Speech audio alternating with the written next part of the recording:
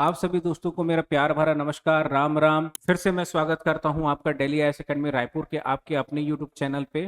हम अभी तक बहुत सारे विषयों पर चर्चा कर रहे थे, जिसमें से मैं जो सब्जेक्ट आपका डील कर रहा हूं वो है आपका हिंदी। हिंदी में अभी तक हमने जिन जिन विषयों पे चर्चा की, उसी तरीके का एक और महत्वपूर्ण विषय आज का हमारा टॉपिक है, जो है आपका लिंग वचन और कारक। ज्यादा देर ना करते हुए हम शुरू करते हैं आज की प्रश्नों की श्रृंखला को और देखते हैं कि हमारी तैयारी किस स्तर की है और हमें कहां तक जाना है। पहला सवाल हमारा कह रहा है कि क्रिया के जिस रूप से उसके होने के समय का बोध हो उसे क्या कहते हैं। तो ध्यान रखिएगा, क्रिया के जिस रूप से उसके होने के समय का बोध हो, तो यहां पे ध्यान रखना है। पहली बात, अगर परिभाषा के अनुसार जा रहे हैं अपन, तो परिभाषा से ये परिभाषा जो है, ये परिभाषा है आपके काल की परिभाषा। तो यहां पे अगर परिभाषा को आप देखें तो क्या नजर आ रहा है कि काल की जो पहचान है वो जुड़ी हुई है किससे, आपके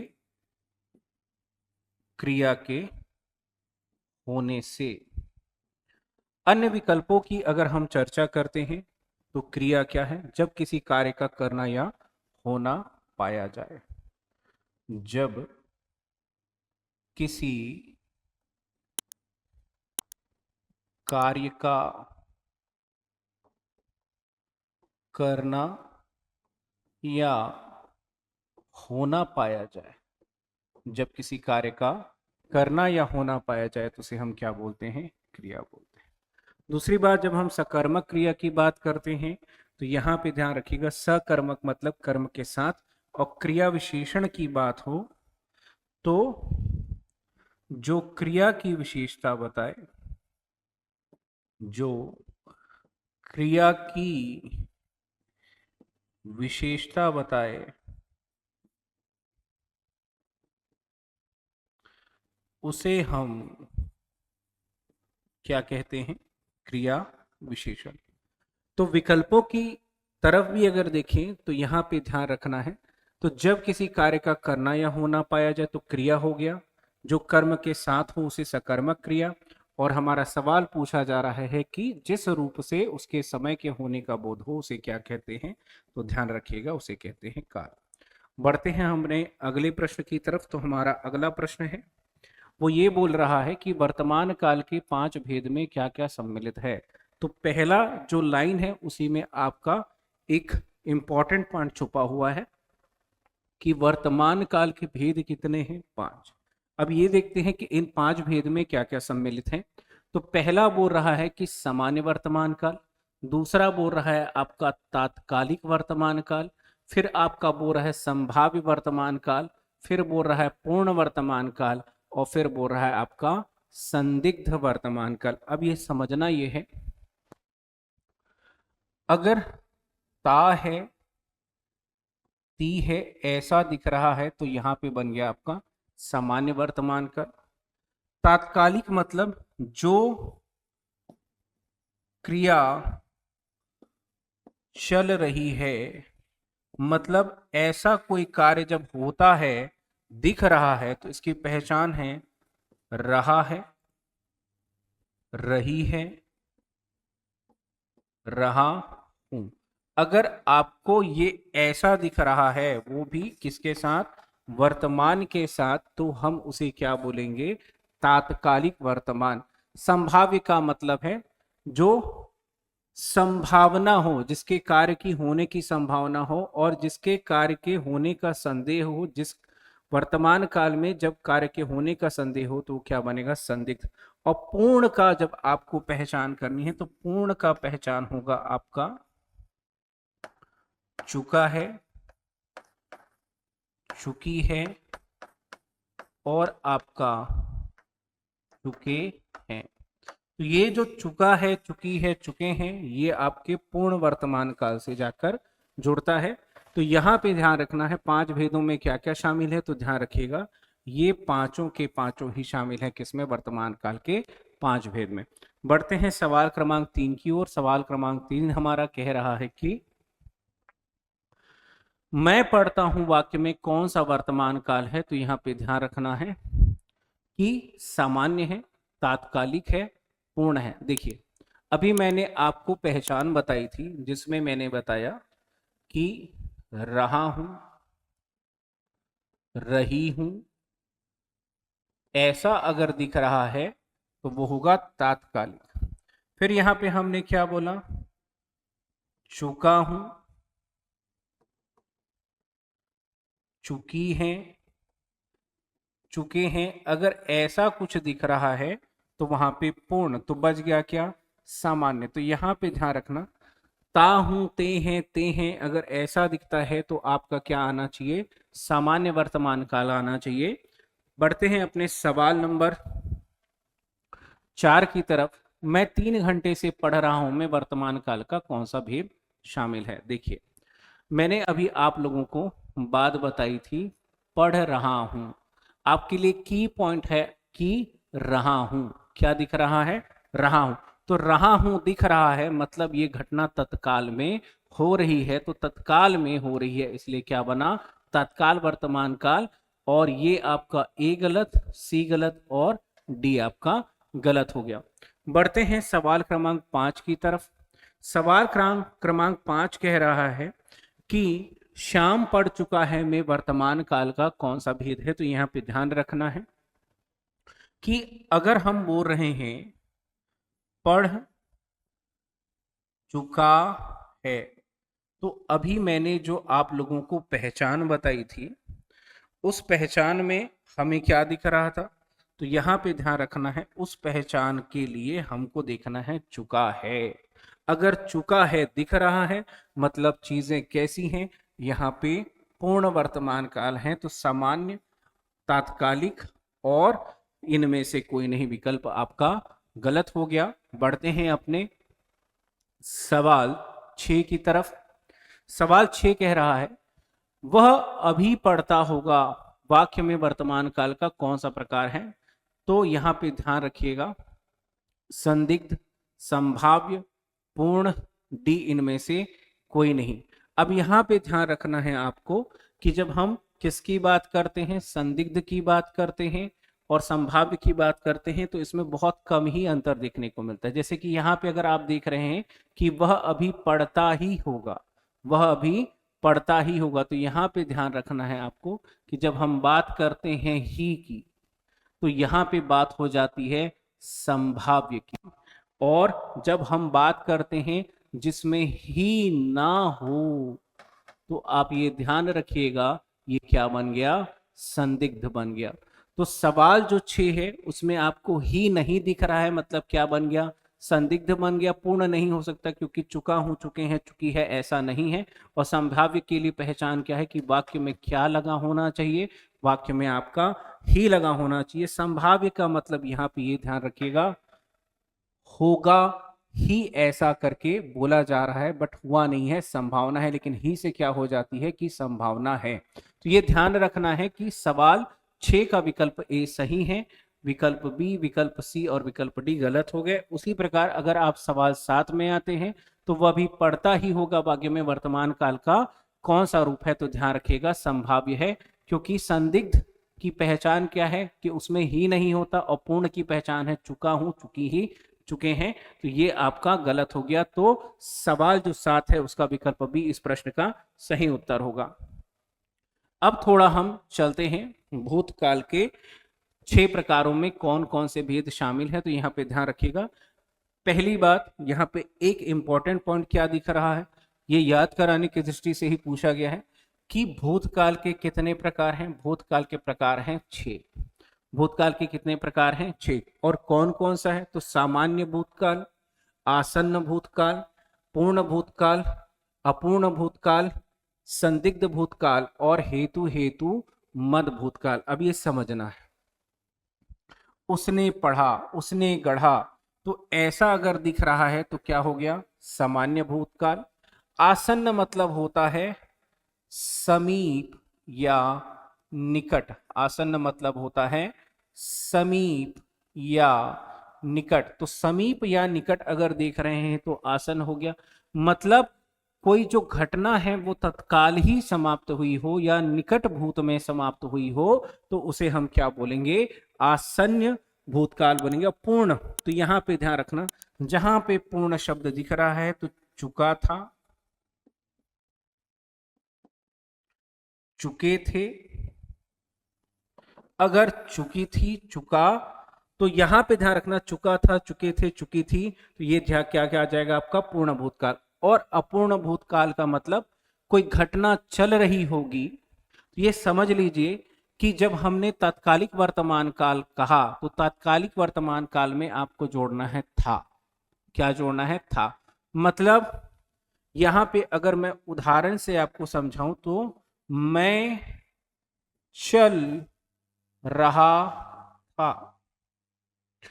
अगर इस वाक्य अगर को आप देखें तो यहां पे आप ध्यान दें, रहा था से ये स्पष्ट हो रहा है कि कार्य पूर्ण नहीं हो रहा है। मतलब किसका बोध हो रहा है, अपूर्णता का। तो जहां पे अपूर्णता का बोध हो उसे हम क्या बोलेंगे, अपूर्ण भूतकाल बोलेंगे। संदिग्ध का मतलब है, जैसे हमने देखा कि घटना हो सकती थी, हुई है कि नहीं है इसका पता नहीं। और हेतु, हेतु का हमेशा याद रखना, होते होते, क्या याद रखना है आपका, होते होते नहीं हुई। यहां पे ये सिचुएशन को अगर मैं सामान्य शब्दों में समझाऊं तो ये ध्यान रखना है, मुंगेरी के भाई नौरंगी लाल वाला मामला है। और मुंगेरी के भाई नौरंगी लाल वाला, मेरे पास बकरी होती तो मैं ये करता, मेरे पास वो होता तो मैं ये करता, मैं ये होता तो वो करता। जैसे एक एग्जाम्पल का बात मैं बता रहा हूं, अगर वो आया होता तो मैं उससे मिलने जाता, अगर वो आया होता तो मैं उससे मिलने जाता।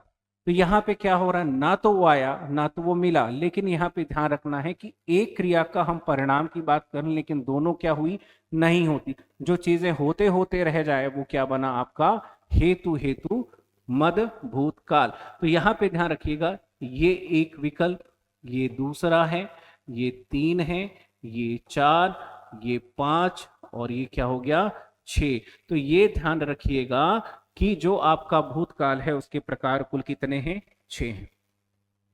अब बढ़ते हैं अपन विकल्प 9 की तरफ। विकल्प 9 क्या कह रहा है, सामान्य भूतकाल का उदाहरण है, मैंने पढ़ा, मैं पढ़ चुका था, शायद मैंने पढ़ा होगा, और इनमें से कोई नहीं। तो यहां पे ध्यान रखिएगा, अभी मैंने बताया, मैंने पढ़ा, मैंने गढ़ा, मैंने लिखा, मतलब ये क्रिया अभी ही पूर्ण हुई है। मतलब ये कैसा बात है, सामान्य भूतकाल है।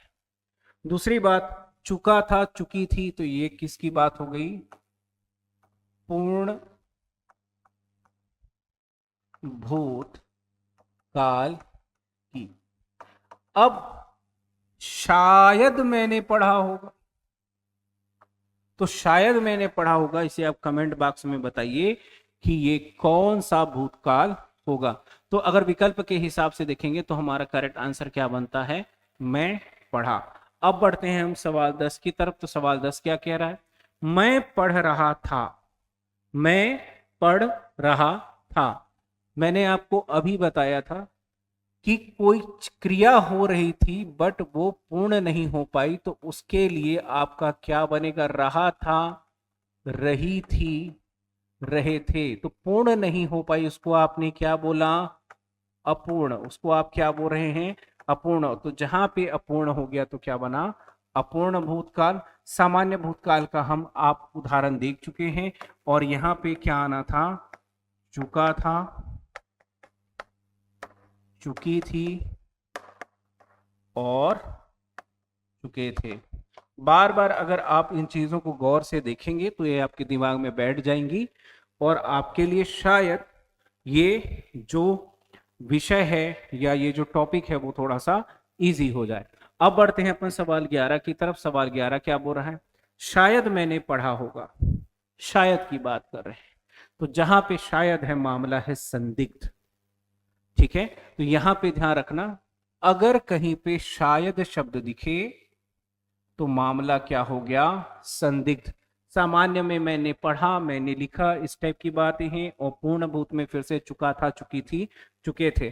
तो शायद मैंने पढ़ा होगा, तो शायद शब्द से पहचान हो गया कि ये कैसा है, संदिग्ध है। कैसा है, संदिग्ध है।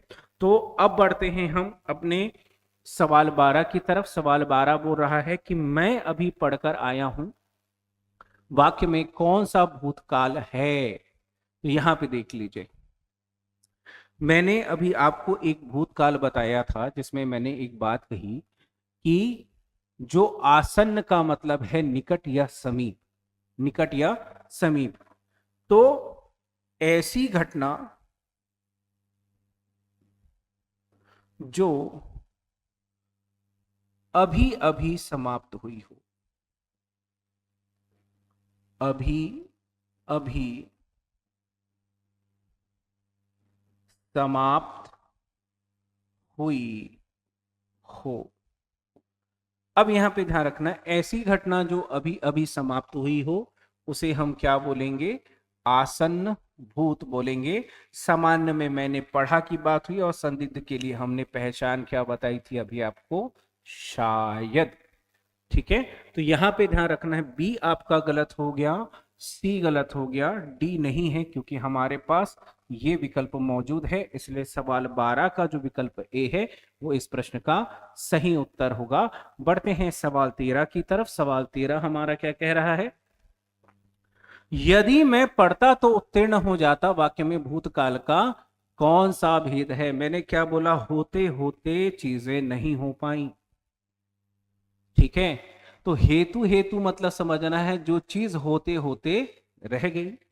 मैं पढ़ता तो उत्तीर्ण हो जाता। फिर मैंने दूसरा एक चीज बात किया था कि हेतु हेतु मत भूत में हमेशा एक बात होगी, किसकी, परिणाम की। किसकी बात होगी, परिणाम की। लेकिन ना वो घटना हुई ना उसका परिणाम निकला, तो बात होते होते रह गई। तो ये ध्यान रखिएगा, सवाल 13 का जो विकल्प ए है वो उपयुक्त है और फिर से दोहराने वाली बात नहीं है। लेकिन फिर भी चुका था, चुकी थी, चुके थे, क्या बना आपका पूर्ण भूतकाल। मैंने पढ़ा, मैंने लिखा, मैंने खाया, अगर ऐसा है तो सामान्य भूतकाल। और चूंकि हमको आपका विकल्प मिल गया है इसलिए डी ए नहीं होगा। तो सवाल 13 का जो विकल्प ए है वो इस प्रश्न का सही उत्तर है। अब थोड़ा सा हम बढ़ते हैं, भविष्यत काल के तीन भेद कौन कौन से हैं। तो व्यापन के दृष्टिकोण से कभी कभी क्या होता है कि एक सवाल ही पूछ दिया जाता है कि भविष्यत काल के कितने प्रकार हैं संख्या के रूप में। तो वहां पे आपको पूछा जाएगा 2 है, 3 है, 4 है। तो अपने आप में एक उत्तर है ये कि भविष्यत काल के कितने प्रकार हैं, 3 प्रकार हैं। अब हम देखते हैं कि इन 3 प्रकारों में क्या क्या शामिल है। तो सामान्य भविष्यत शामिल है, संभाव्य भविष्यत शामिल है और हेतु हेतु मद भविष्यत शामिल है। तो ये ध्यान रखिएगा, चूंकि इसमें तीनों ही विकल्प शामिल हैं इसलिए विकल्प डी इस प्रश्न का सही उत्तर होगा। देखिए, सामान्य, संभाव्य और हेतु हेतु। हेतु हेतु मैंने अभी आपको क्लियर कर दिया, चीजें जो होंगी तो उससे हम कुछ और करेंगे। चीजें होती तो कुछ और होता, अगर बोला जाए तो वो क्या बन गया, आपका भूतकाल हो गया। और कौन सा, हेतु हेतु। लेकिन हम बोले अभी ये होगा तो हम ये करेंगे। जैसे आपने सोचा हो कि कल हम डिप्टी कलेक्टर बनेंगे तो हम ये करेंगे, ठीक है। या कुछ भी आपने आकांक्षा रखी होगी कि ये पड़ाव में जाने के बाद मैं ऐसा कुछ करूंगा, तो वहां पे आपका क्या होगा, हेतु हेतु मत भविष्य होगा। तो सवाल 14 का जो विकल्प डी है वो इस प्रश्न का सही उत्तर होगा। बढ़ते हैं अपन सवाल 15 की तरफ। मैं पढ़ूंगा वाक्य में भविष्यत काल का कौन सा भेद है। तो ध्यान रखिएगा, एकदम सामान्य सी बात है इसलिए ये कैसा है, सामान्य भविष्यत है। अब आगे बढ़ते हैं, हेतु हेतु की पहचान तो मैंने बता दी। देखते हैं कि संभाव्य जो भविष्यत है वो क्या होता है। तो आगे चल के देखते हैं। तो संभव है कि राम कल वहां पढ़ता रहेगा, वाक्य में कौन सा भविष्यत काल है। तो याद रखना, जहां पे शुरुआत में आपको दिखे संभव, तो संभव से बना संभाव्य। संभव से क्या बना, संभाव्य। तो जहां पे संभव है वहां पे संभाव्य है। और अभी हमने सामान्य भविष्य देख ही चुका है। तो यहां पे ध्यान रखिएगा, सी गलत हो गया, बी गलत हो गया, डी गलत हो गया और सही हुआ आपका विकल्प ए। अब बढ़ते हैं अपने सवाल 17 की तरफ। तो सवाल 17 क्या कह रहा है, ये कह रहा है कि हेतु हेतु मत भविष्यत काल का उदाहरण कौन सा वाक्य है?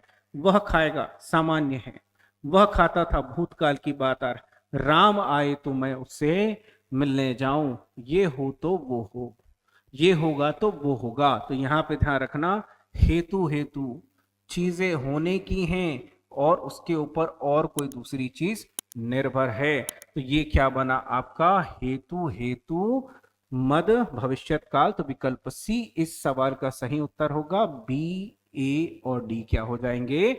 गलत हो जाएंगे। बढ़ते हैं अपने सवाल क्रमांक 17 की तरफ। सवाल 17 कह रहा है, संज्ञा के जिस रूप से पुरुष व स्त्री जाति का बोध हो कहलाता। देखिए पहली बात ध्यान रखिएगा, हम पुरुष और स्त्री जाति, तो यहां पे ध्यान रखना, यहां बात हो रही है पुरुष और स्त्री जाति के पहचान की। किसकी बात हो रही है? पुरुष और स्त्री जाति के पहचान की। तो पहचान किससे होगी?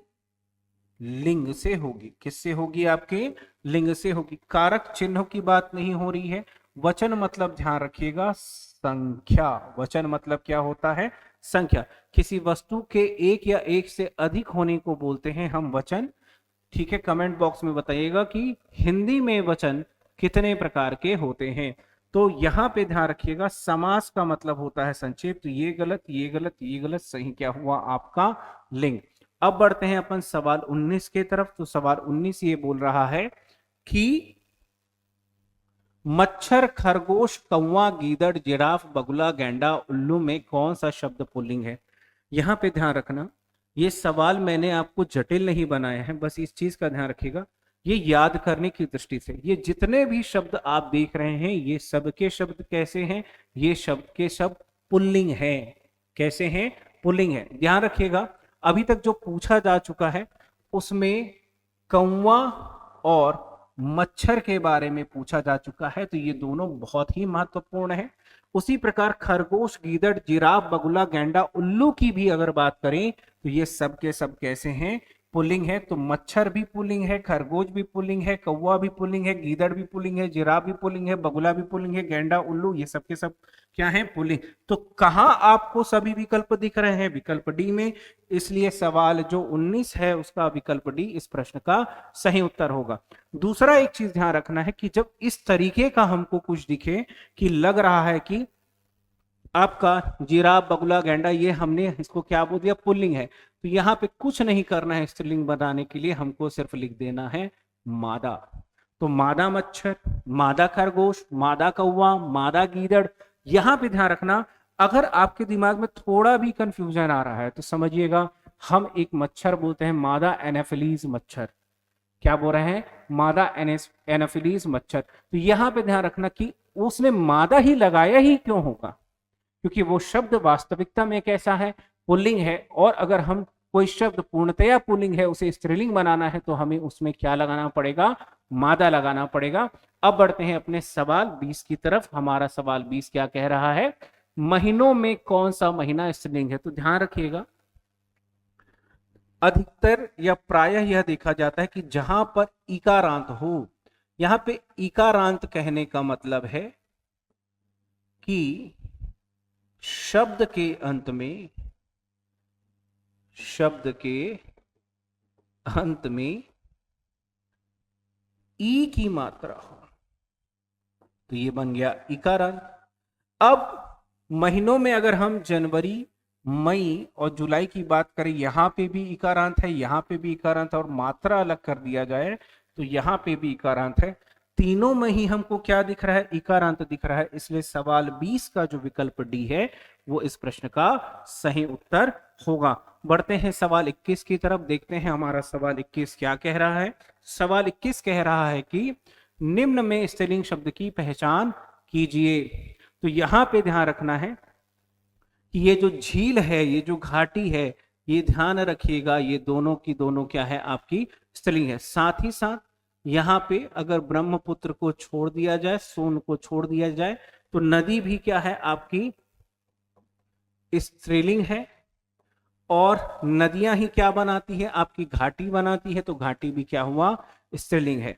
तो ए बी ये दोनों कैसे हैं, स्त्रीलिंग है, इसलिए विकल्प डी जो है इस प्रश्न का सही उत्तर होगा, रेगिस्तान इसमें शामिल नहीं है। अब बढ़ते हैं अपन सवाल 22 की तरफ। धनिया शब्द में लिंग की पहचान कीजिए, एकदम ध्यान रखना। पहली बात, अगर विकल्प से ही जाओगे तो ध्यान रखना कि हिंदी में नपुंसक लिंग नहीं होता, तो इसलिए ए और बी का तो सवाल ही नहीं है। दूसरी बात, चूंकि धनिया कैसा शब्द है, तो याद रखिएगा धनिया राम, पहले के लोग जो है धनिया नाम रखते थे, और ये जुड़ा हुआ है आपके पुल्लिंग से। बहुत प्यारा सवाल है, ध्यान रखिएगा, इंपॉर्टेंट है। तो धनिया कैसा है, आपका पुल्लिंग है, और विकल्प ए सही है। नपुंसक इसलिए नहीं हो सकता क्योंकि आपकी हिंदी भाषा में दो ही लिंग हैं, एक है आपका स्त्रीलिंग और दूसरा है आपका पुल्लिंग। एक है आपका स्त्रीलिंग और दूसरा है आपका पुल्लिंग। तो यहां पे ये तो नहीं होगा और ये नहीं है तो ये भी नहीं होगा, तो बच गया क्या, पुल्लिंग। तो सवाल 22 का जो विकल्प ए है वो इस प्रश्न का सही उत्तर होगा। अब बढ़ते हैं अपन सवाल 23 की तरफ। तो सवाल 23 क्या बोल रहा है, दही रायता पराठा भात हलवा। तो यहाँ पे एकदम मैं बढ़िया बता रहा हूं, रायता फैल गया, पराठा खा लिया। अब भात से अगर याद आए तो हमारे यहाँ एक बढ़िया सा मंदिर है जिसको बोलते हैं जगन्नाथ, और इससे एक कहकहा जुड़ पड़ा है, जगन्नाथ के भात को जगत पसारे हाथ। तो जगन्नाथ कौन है भैया, जगन्नाथ जो है वो आपके पुल्लिंग हैं, और अगर जगन्नाथ पुल्लिंग है तो उसका भात भी क्या बन गया, पुल्लिंग। याद करने के लिए दही रायता पराठा हलवा, ये ध्यान रखिएगा, इसमें कंफ्यूजिंग है दही, और दही बार बार पूछ चुका है, और दही कैसा है, तो यहां पे ध्यान रखना है कि कौन सा शब्द स्त्रीलिंग है, तो यहां पे ध्यान रखना है इनमें से कोई नहीं। आगे बढ़ते हैं अपने सवाल 24 की तरफ। सवाल 24 कह रहा है, आंसू आलू टीलू टेसू रतालू में पुल्लिंग शब्दों की पहचान कीजिए। तो ध्यान रखिएगा, आंसू बहती है कभी नहीं होगा, आंसू बहते हैं, आंसू बहता है। ध्यान रखिएगा, आलू रतालू ये दोनों के दोनों भी क्या हैं, आपके पुल्लिंग है। टेसू बहाने का मतलब है, यहां पे देखिए जो टेसू शब्द होता है वो दो तीन चीजों से जुड़ा हुआ है। एक टेसू मत बहाओ, आंसू से भी जुड़ा हुआ है, और एक होता है टेसू का फूल, परसा पत्ता, छत्तीसगढ़ी में बोलते हैं परसा पत्ता, हिंदी में बोलते हैं पलाश। क्या बोलते हैं, पलाश। पलाश को अगर आप देखेंगे तो उसके लिए ज्योग्राफी में एक शब्द जुड़ा हुआ है, इसे बोलते हैं जंगल की आग। बहुत ही वाइब्रेंट कलर का होता है, इसलिए हम उसको क्या बोलते हैं, जंगल की आग बोलते हैं। बिल्कुल आग की लौ जैसी धधकती है, तो उसको हम बोलते हैं टेसू। हम उसे क्या बोलते हैं, टेसू। अब ये जो आपका टेसू है, ये जो आपका आलू है, ये जो आंसू है, और जो रतालू है, ये सब के सब कैसे हैं, तो ध्यान रखिएगा ये सब के सब कैसे हैं, आपके पुल्लिंग है, इसलिए विकल्प डी इस प्रश्न का सही उत्तर होगा। बढ़ते हैं अपन सवाल 25 की तरफ। निम्न में से बहुवचन शब्द की पहचान कीजिए। अक्षत, आंसू, ओठ, दर्शन, दाम, प्राण, लोग। पहली बात, प्राण एक नहीं हो सकता, लोग एक नहीं हो सकते। अगर लोग को हमको एक वचन में बताना है या उसकी संख्या बतानी पड़ेगी तब हम ऐसे उसको जोड़ेंगे एक, अदरवाइज वो हमेशा कैसा होगा, आपका बहुवचन में होगा। दाम चुकाया जाता है, दर्शन, यहां पे ध्यान रखिए, दर्शन का मतलब अगर आप फिलॉसफी में जाके देखें तो दर्शन का मतलब है छुपे हुए रहस्यों को जानना। तो छुपे हुए जो रहस्य हैं वो किसी एक नहीं होंगे, किसी व्यक्ति को संपूर्णता में देखना भी दर्शन कहलाता है। तो जब आप दर्शन करते हैं तो किसी एक चीज को नहीं देखते। जैसे अगर मैं इस पूरे कक्षा को देखूं, इस कक्षा में ढेर सारे विद्यार्थी बैठे हुए हैं, तो मैंने किसी एक का दर्शन नहीं किया, और अगर कोई विद्यार्थी नहीं बैठा रहता तो क्या होता कि ये ध्यान रखिएगा, मैं एसी को देख रहा हूं, मैं टेबल को देख रहा हूं, तो मैंने कोई एक चीज नहीं देखी, अतः दर्शन कैसा है, आपका बहुवचन है। दूसरी बात, कभी भी आप अक्षत लेते हैं तो एक एक नहीं लेते, अगर हाथ में भी अंजुली में भी लेंगे तो अक्षत ढेर सारे होते हैं, और कोई भी गिन के एक आंसू नहीं बहाता, एक्टिंग करता रहता है ना कोई, तो एक आध आंसू ग्लिसरीन डाल के बहा लेता है, लेकिन आंसू जब झरते हैं तो झरझर झरते हैं, और ये ध्यान रखिएगा वो कैसा होगा, अधिक मात्रा में। तो अधिक के लिए शब्द क्या बना, बहु बना, तो ये क्या बन गया, बहुवचन। तो यहाँ पे ये ध्यान रखिएगा, सवाल जो 25 है उसका विकल्प डी इस प्रश्न का सही उत्तर होगा। अब हम बढ़ते हैं अपने सवाल 26 के तरफ। सवाल 26 कह रहा है प्रत्येक तथा हर एक शब्द में वचन की पहचान कीजिए। तो यहां पे ध्यान रखना है, प्रत्येक तथा हर एक हमेशा कौन से वचन में होगा? एक वचन में, और द्विवचन नहीं होता, क्योंकि हिंदी में केवल दो ही वचन है, एक है एक वचन और दूसरा है बहुवचन। कैसे? तो यहां पे ध्यान रखना, जिससे एक संख्या का बोध हो, जिससे एक संख्या का बोध हो, वो बना एक वचन। वो क्या बना? एक वचन। और जिससे एक से अधिक संख्या का बोध हो, उसे हमने क्या कहा? बहुवचन। तो अगर कोई संख्या एक है तो एक वचन, एक से अधिक है तो बहुवचन। तो यहां पे मामला ही खत्म हो गया कि द्विवचन है, और प्रत्येक तथा हर एक कैसा है? एक वचन है। इसलिए सवाल 26 का विकल्प जो ए है वो सही उत्तर होगा। बढ़ते हैं अपने सवाल 27 की तरफ।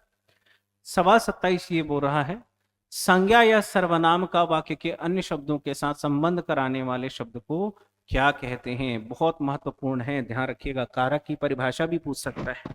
तो ये परिभाषा वास्तविकता में किसकी है? कारक की। तो ध्यान रखिएगा, संज्ञा या सर्वनाम, संज्ञा या सर्वनाम का वाक्य के अन्य शब्दों से संबंध कराने वाला शब्द, संबंध कराने वाला शब्द, उसे हम क्या बोलेंगे? तो उसे हम कारक बोलेंगे। तो यहां पे ध्यान रखिएगा, काल क्या था? क्रिया के होने के समय को हमने क्या बोला? काल। क्रिया की होने के समय को हमने क्या बोला था? काल बोला था। विशेषण जो किसी की विशेषता बताए, और संज्ञा सर्वनाम का वाक्य के अन्य शब्दों के साथ संबंध बताए, उसे हमने क्या बोला? कारक। और जब किसी कार्य का करना या होना पाया जाए, जब किसी कार्य का करना या होना पाया जाए, तो वहां पे क्या होगा? क्रिया होगा। इसलिए विकल्प डी सही है, विकल्प सी, विकल्प बी, विकल्प ए गलत है। ध्यान रखिएगा, छोटे छोटे ही सवाल हैं। अगर मेंस के पर्सपेक्टिव से भी आप देखेंगे तो कुछ जो आपने छोड़ दिया वही एग्जाम में आपसे टकराएगा। और किसी भी तरीके का अपने आप को रियायत मत दीजिए, क्योंकि अगर आपने अभी खुद के साथ रहम किया तो समस्या ये होगी कि वो थोड़ा सा जो आलसपना है वो आपको एक या दो नंबर पीछे कर देगा, और वो एक दो नंबर पीछे नहीं करता है, वो आपको एक साल पीछे करता है, वो आपको एक रैंक से पीछे करता। हो सकता है आप 10 रैंक भी पीछे चले जाए और आप किसी महत्वपूर्ण पद से चूक जाएं। तो जो भी चीजें हैं उनका गंभीरता से अध्ययन किया कीजिएगा। अब बढ़ते हैं अपन सवाल 28 के तरफ।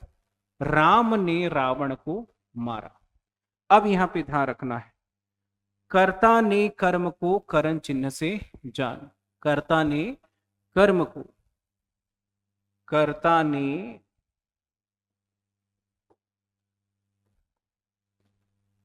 कर्म को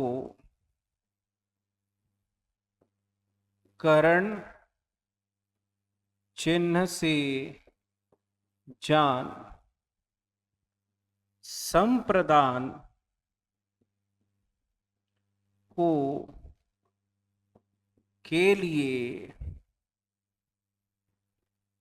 अपादान से मान संबंध का के की अधिकरण में पर संबोधन है। अरे अगर ऐसा अगर आपको दिख रहा है तो यहां पे ध्यान रखिएगा, ये क्या है, आपके कारक है। अब देखो सवाल क्या पूछ रहा है, कर्ता कारक की पहचान। तो कर्ता कारक की पहचान क्या नजर आ रही है, ने। तो यहां पे अगर आप देखें, राम ने रावण को मारा वाक्य में कर्ता कारक की पहचान कीजिए, तो ये ध्यान रखिएगा विकल्प बी। क्या दिख रहा है, विकल्प बी। और अगर को होता तो क्या हो जाता, ये हो जाता आपका कर। ठीक है, बढ़ते हैं अपने सवाल 29 की तरफ। फिर भी ये टिक लगा देता हूं, ध्यान रखिएगा। कर्ता कारक क्या हो गया, कर्ता ने। सवाल हमारा जो अगला है वो है 29। रोहन के 3 भाई हैं। में वाक्य में कारक के प्रकार की पहचान कीजिए। पीछे अगर आप जाएंगे तो क्या दिख रहे हैं, यहां पे संबंध का के की। क्या देख रहे हैं, संबंध का के की। तो यहां पे देख लो आप, रोहन के 3 भाई हैं। और अपादान का मतलब होता है अलगाव का भाव। अपादान का क्या होता है, अलगाव का भाव। कर्ता में हमने क्या देखा, ने। और अपादान के लिए विभक्ति क्या है, से। क्या बच गया, के। तो संबंध का के की, संबंध का के की। तो सवाल 29 का विकल्प ए इस प्रश्न का सही उत्तर होगा। अब बढ़ते हैं सवाल 30 की तरफ। सवाल 30 बोल रहा है मेज पर कॉफी है। तो यहां पे ध्यान रखना, पर अगर दिखे तो पर के साथ आपको समझना है में और पर। और जहां पे में और पर है मतलब वहां पे क्या होगा, अधिकरण। क्या होगा, अधिकरण। तो विकल्प में देख रहे हैं क्या, अधिकरण। तो संबंध का के की, कर्ता ने कर्म को, तो इसके लिए को, इसके लिए ने। और अधिकरण में पर और संबंध का के की। अब ये ध्यान रखना है, अधिकरण में पर, तो यहां पे क्या है, पर है। तो विकल्प बी इस प्रश्न का सही उत्तर होगा। इसी प्रकार के अन्य प्रश्नों के लिए मेरे साथ बने रहिए, डेली आईएएस एकेडमी रायपुर के साथ बने रहिए। बहुत बहुत धन्यवाद और आप लोगों का दिन रात्रि मंगलमय हो। धन्यवाद।